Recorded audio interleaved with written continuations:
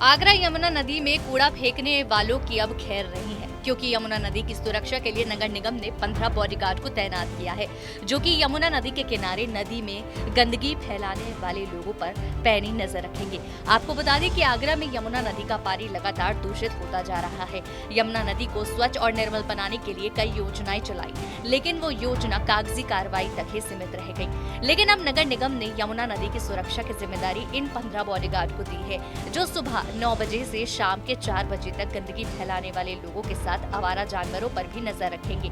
नगर निगम द्वारा उन पॉइंटों को चिन्हित कर जहां सबसे ज्यादा गंदगी होती है, वहां इन 15 बॉडीगार्डों को तैनात किया गया है।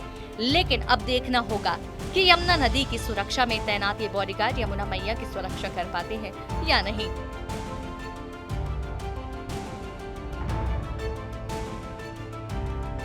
कोरोना वायरस के खतरे को देखते हुए मार्च के महीने में संपूर्ण लॉकडाउन का फैसला लिया गया था। इस लॉकडाउन के बीच जब लोग अपने घरों में ही रहने को मजबूर थे, ऐसे वक्त में पर्यावरण पर भी खासा प्रभाव पड़ा था। ताज नगरी आगरा में लॉकडाउन के दौरान यमुना नदी अविरल और निर्मल नजर आने लगी थी। उस वक्त तो ऐसा लगा था जो काम करोड़ों रुपए खर्च करने के बाद भी नहीं हो पाया था, वो लॉकडाउन ने कर दिया है।